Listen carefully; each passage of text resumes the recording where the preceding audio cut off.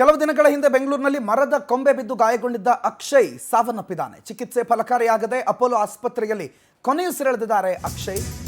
ಬೆಂಗಳೂರಿನ ಬಿಬಿಎಂಪಿ ನಿರ್ಲಕ್ಷ್ಯಕ್ಕೆ ಒಣಗಿದ್ದ ಮರದ ಕೊಂಬೆಯೊಂದು ಬಿದ್ದು ತನ್ನಷ್ಟಕ್ಕೆ ತಾನು ಬೈಕಲ್ಲಿ ಹೋಗ್ತಾ ಇದ್ದಂಥ ಅಕ್ಷಯ್ ಅನ್ನೋ ಸವಾರ ಗಾಯಗೊಂಡಿದ್ದ. ಅವರನ್ನು ಆಸ್ಪತ್ರೆಗೆ ದಾಖಲು ಮಾಡಲಾಗಿತ್ತು. ಕೋಮಾಗೆ ಜಾರಿದ್ರು. ಈಗ ಚಿಕಿತ್ಸೆ ಫಲಕಾರಿಯಾಗದೆ ಮೃತಪಟ್ಟಿದ್ದಾರೆ. ಬನಶಂಕರಿ ಬಳಿ ಅಪಘಾತ ಸಂಭವಿಸಿದ್ದು ಜೂನ್ 15ನೇ ತಾರೀಕು. ಅವತ್ತಿನಿಂದ ಚಿಕಿತ್ಸೆಯನ್ನ ಪಡಿತಾ ಇದ್ರು. ಅಕ್ಷಯನ್ನ ಬದುಕಿಸಬೇಕು ಅಂತ ಹೋಮ ಹವನ ಎಲ್ಲ ಮಾಡಿಸಿದ್ರು ಅಜ್ಜ ಅಜ್ಜಿ. ಆದರೆ ಮನೆಗೆ ಆಧಾರವಾಗಿದ್ದ ಮಗನನ್ನ ಈಗ ಕಳೆದುಕೊಂಡಿದೆ ಕುಟುಂಬ. ಕಣ್ಣೀರಾಗಿದೆ. ಕಾರ್ಡಿಯಾಕ್ ಅರೆಸ್ಟ್ನಿಂದ ಅಕ್ಷಯ್ ಸಾವು ಅಂತ ವೈದ್ಯರು ಹೇಳಿದ್ದಾರೆ. ಆಸ್ಪತ್ರೆಗೆ ದಾಖಲಾದಾಗಲೇ ಅವರ ಬ್ರೈನ್ ಡೆಡ್ ಆಗಿತ್ತು ಅಂತ ವೈದ್ಯರು ಸ್ಪಷ್ಟಪಡಿಸಿದ್ದಾರೆ. ಬ್ರೈನ್ ಡೆಡ್ ಅದಾದ ನಂತರ ಬ್ರೈನ್ ಡೆಡ್ ಅಂದರೆ ದೇಹದ ಬೇರೆ ಬೇರೆ ಅಂಗಗಳು ಎಲ್ಲವೂ ಕೆಲಸ ಮಾಡ್ತಾ ಇದ್ರು. ಮೆದುಳಿನಿಂದ ಸಂದೇಶ ರವಾನೆ ಆಗದೆ ಅದು ಯಾವುದು ಕೆಲಸ ಅಂದರೆ ಅದರ ಪ್ರಾಬ್ಲಮ್ ಏನಿರಲ್ಲ. ಕುಟುಂಬಸ್ಥರ ಆಕ್ರಂದನ ಮುಗಿಲು ಮುಟ್ಟಿದೆ. ಒಬ್ಬನೇ ಮಗ ಆಧಾರ ಆಗಿದ್ದ. ಇತ್ತೀಚೆಗಷ್ಟೇ ಒಂದು ವರ್ಷದಿಂದೇನೋ ಅವ್ರ ತಂಗಿಗೂ ಏನೋ ಅನಾರೋಗ್ಯದಿಂದ ಅವರು ಮೃತಪಟ್ಟಿದ್ರು. ಈಗ ಇದ್ದೊಬ್ಬ ಮಗನನ್ನು ಕೂಡ ಕಳ್ಕೊಂಡಿದ್ದಾರೆ ಕುಟುಂಬ. ಕಣ್ಣೀರಿಡ್ತಾ ಇದೆ ಕುಟುಂಬ.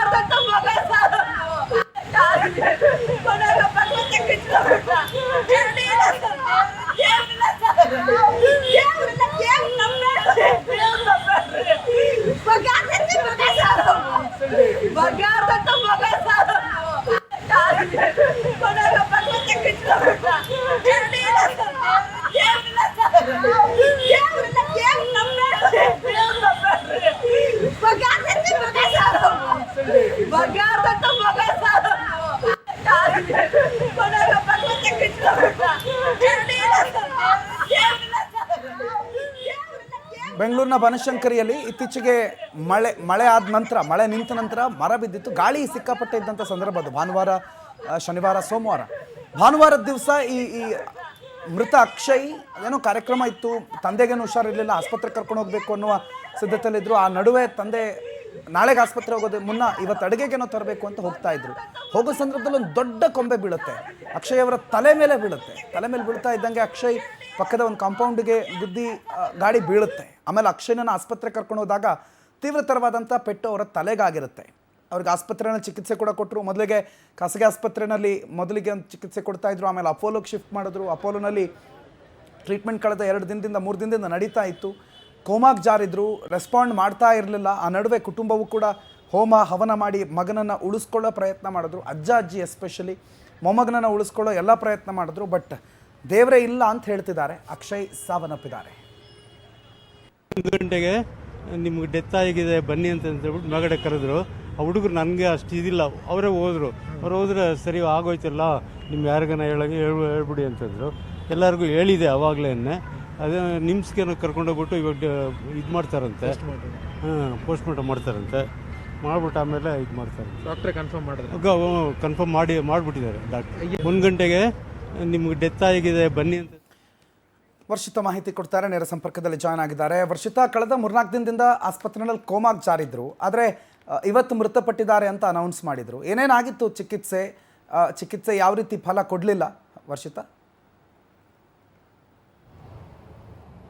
ಎಸ್ ಪ್ರಣುತ್, ಭಾನುವಾರ ಏನು ಆದಂತಹ ಮರದ ಕೊಂಬೆ ಬಿದ್ದು ಆಸ್ಪತ್ರೆಗೆ ದಾಖಲಾಗಿದ್ರು. ಆದರೆ ಈಗ 1 ಗಂಟೆಯ ಸುಮಾರಿಗೆ ಮೃತಪಟ್ಟಿರುವಂಥದ್ದು. ಸದ್ಯ ನಾನೀಗ ಅಪೋಲೋ ಹಾಸ್ಪಿಟ್ಲ್ ಬಳಿ ಇದ್ದೀನಿ. ಜೊತೆಗೆ ಒಂದಷ್ಟು ಕುಟುಂಬಸ್ಥರು ಕೂಡ ಇಲ್ಲೇ ಇರುವಂಥದ್ದು.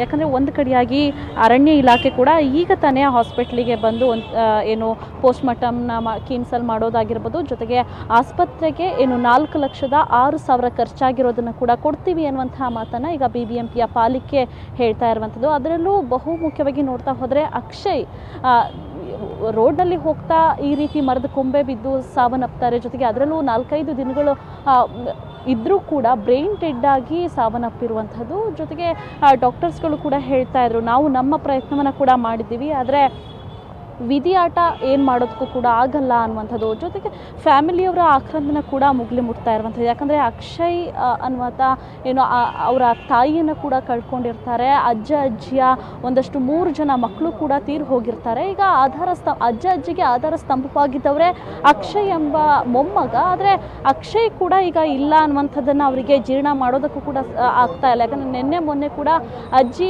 ಒಂದು ಮನೆಯಲ್ಲಿ ಹೋಮ ಹವನಗಳನ್ನು ಮಾಡೋದಾಗಿರ್ಬೋದು, ಈ ರೀತಿ ಮಾಡ್ತಾಯಿದ್ರು. ಆದರೆ ನಿಜಕ್ಕೂ ವಿಧಿಯಾಟವನ್ನು ಯಾರು ಬಲ್ಲಕ್ಕಾಗಲ್ಲ ಅನ್ನುವಂತಹ ಮಾತಿದೆ. ಹಾಗಾಗಿ ಮರದ ಕೊಂಬೆ ಬಿದ್ದು ಈಗ 4 ದಿನಗಳ ಜೀವನ ಮರಣ ಹೋರಾಟದಲ್ಲಿ ಈಗ ಅಕ್ಷಯ್ ಮೃತಪಟ್ಟಿರುವಂಥದ್ದು. ಸದ್ಯ ಪಾಲಿಕೆ ಕೂಡ ಹಾಸ್ಪಿಟ್ಲಿಗೆ ಖರ್ಚಾದಂತಹ ದುಡ್ಡನ್ನು ನಾವು ಭರಿಸ್ತೀವಿ. ಈಗಾಗಲೇ 4,06,000 ರೂಪಾಯಿ ಈಗ ನಾವು ಕೊಟ್ಟಿದ್ದೀವಿ. ಜೊತೆಗೆ ಮುಂದಕ್ಕೆ ಅವ್ರಿಗೆ ಯಾವ ರೀತಿ ಟ್ರೀಟ್ಮೆಂಟ್ ಏನು ಮನೆಯವರಿಗೆ ಏನು ಪರಿಹಾರ ಕೊಡಬೇಕು ಅನ್ನುವಂಥದ್ದನ್ನು ಕೊಡ್ತೀವಿ, ಮುಂದಿನ ಕ್ರಮವನ್ನು ಕೂಡ ನಾವು ತಗೊಳ್ತೀವಿ ಅನ್ನುವಂತಹ ಮಾತುಗಳನ್ನು ಆಡ್ತಾ ಇರುವಂಥದ್ದು. ಅಂದರೆ ಬೆಂಗಳೂರಿನಲ್ಲಿ ಸಾಕಷ್ಟು ಕೇಸ್ಗಳು ಹೀಗೆ ಆಗ್ತಾ ಇದೆ. ರೋಡ್ನಲ್ಲಿ ಹೋಗಬೇಕಾದ್ರೆ ಮರ ಬೀಳೋದಾಗಿರ್ಬೋದು, ಮರದ ಕೊಂಬೆ ಬೀಳೋದಾಗಿರ್ಬೋದು, ಜನರ ಜೀವವನ್ನು ಮರ ಈಗ ಬಲಿ ತಗೊಳ್ತಾ ಇರುವಂಥದ್ದು. ಅದರಲ್ಲೂ ಅಕ್ಷಯ್ ಈ ರೀತಿ 3-4 ದಿನಗಳ ಕಾಲ ಜೀವನ ಮರಣ ಹೋರಾಟವನ್ನು ಮಾಡಿ ಇವತ್ತು ಮೃತಪಟ್ಟಿರುವಂಥದ್ದು ನಿಜಕ್ಕೂ ಬೇಸರದ ಸಂಗತಿ. ಪ್ರಣೋತ್, ಥ್ಯಾಂಕ್ ಯು ವರ್ಷಿತ ಮಾಹಿತಿಗೆ.